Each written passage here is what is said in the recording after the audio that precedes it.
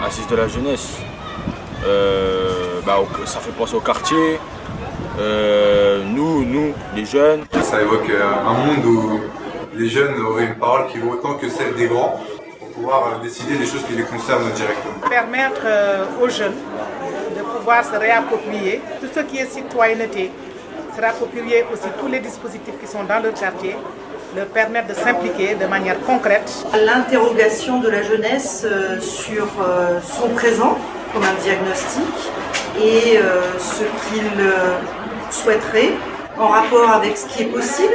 Faire participer les jeunes à toutes les thématiques de leur ville, que ce soit les sports, la citoyenneté, la santé, que ce soit du logement, que ce soit de l'aménagement public. Un regroupement de jeunes qui vont traiter des besoins, des attentes, qui pourront passer des messages au nom de la jeunesse et qui pourront peut-être aussi monter des projets. Ça me paraissait loin, tout ce qui est politique, tout ce qui est vie de quartier. Moi, je profitais de ma vie de jeune. On est un peu coupé de ce monde-là et ça leur appartient autant qu'à nous, la ville. Donc, ils ont leur mot à dire, il faut vraiment qu'ils en prennent conscience. Ça peut être même créé par eux, déjà en écoutant ce qu'ils ont à dire, et puis après matérialiser tout ça. Juste les écouter, c'est un premier pas.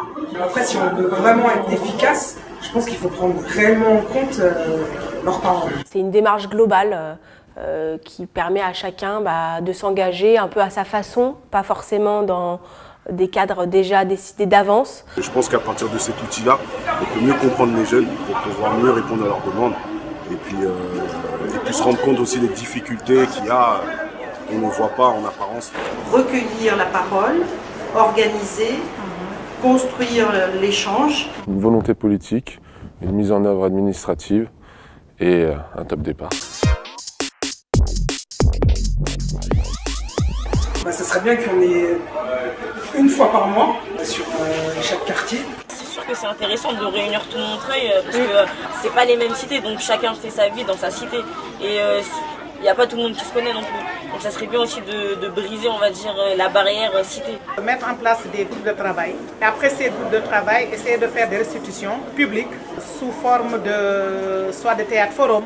Des fois, on va proposer des trucs où vous ne serez pas d'accord. Et après, peut-être il y en a qui seront d'accord. Donc il faudra vraiment être là à l'écoute et à vraiment savoir ce que nous, on veut. S'asseoir autour d'une table avec les jeunes, tous au même niveau, et voir ce qu'on peut faire pour que notre ville avance. La sollicitation de la jeunesse à travers différentes structures, aussi bien institutionnelles comme nous, les lycées, à travers aussi beaucoup le numérique aujourd'hui, puisque on sait que chaque jeune quasiment a son portable. Des mini-conseils dans les différents quartiers entre les jeunes, où on pourrait y avoir accès, où il y a on parle de tout, de rien, des idées, ce qui va, ce qui ne va pas, de noter. Et après de se réunir dans un autre conseil un peu plus restreint avec des jeunes représentants de chaque quartier de Montreuil, où il y a vraiment des idées qui se dégagent et ensuite à cette réunion convier les personnes responsables de la ville qui pourront après mettre des mesures en place. Impliquer aussi les élus, que ces jeunes aient la possibilité de les interroger à partir de leur fonction, à partir de leur mission. Parce que ce n'est pas que les jeunes qui doivent parler, c'est un moment où chacun doit s'engager. Participation de tous les jeunes. Solidarité, maturité. Partage, à l'écoute. Jeunesse, espoir, avenir. Implication. Détermination. Écoute, partage, futur. Les partenaires incontournables, je pense que c'est d'abord nous en fait finalement. Parce que c'est bien d'être entouré, tout ça, mais il faut que nous aussi on soit motivés. Il faut qu'on montre qu'on a envie d'avancer, il faut qu'on montre qu'on a envie de changer les choses. Il faut qu'on trouve notre place tout simplement. Tous les jeunes, il n'y a pas de catégorie pour moi, pas de catégorie. Toutes les jeunesses ont le droit à la parole, toutes les jeunesses ont le droit de vivre leur citoyenneté, avoir leur mot à dire. Ça serait bien que ça touche un peu à peu près tout le monde, mais ça serait mieux pour ceux qui sont à la recherche des emplois. Et les décisionnaires, on doit les voir devant, mener le projet, et puis l'accompagner, et puis en même temps aussi donner des forces qui vont faire que ces jeunesses vont se reconnaître justement dans la démarche. Pour permettre à chacun de participer, il faut aller là où les jeunes sont. Les partenaires de proximité, c'est évidemment les antennes jeunesse, mais aussi les services municipaux de proximité, les antennes de secteur.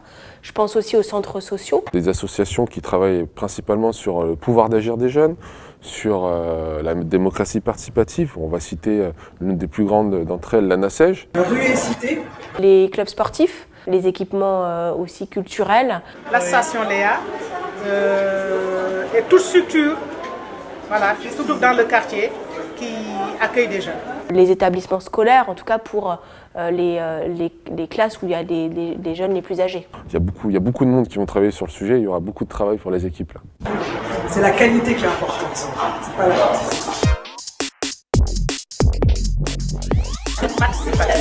Participative. Consultative. Bon, après, on peut entendre par consultatif le fait qu'on les consulte simplement, sauf qu'effectivement, on est parti sur 1 ou 2 thématiques par an. On essaiera effectivement d'aboutir à des délibérations, des arbitrages concrets où les jeunes se sentiront investis. Parfois, on engagera des consultations. Parfois, on est dans la co-construction. Parfois, il faut savoir dire que c'est pas possible. Il faut à chaque fois être transparent et expliquer et être clair sur les règles du jeu dès le début.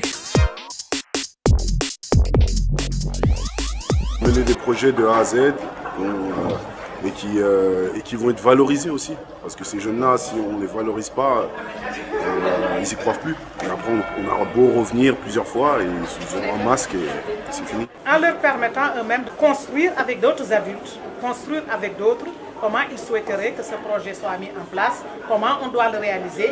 Il faut agir aussi. Il faut agir par des actes. Les investir, les impliquer complètement dans l'action.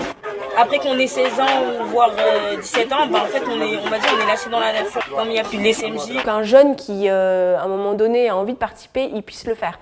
Et qu'il ait les outils pour le faire, les clés pour comprendre pour le faire. Il faut aller chercher les jeunes de tous les quartiers. Il faut aussi aller chercher les jeunes femmes. Les jeunes dans les quartiers de Montreuil, mais même ailleurs, ça représente une grosse partie de la population.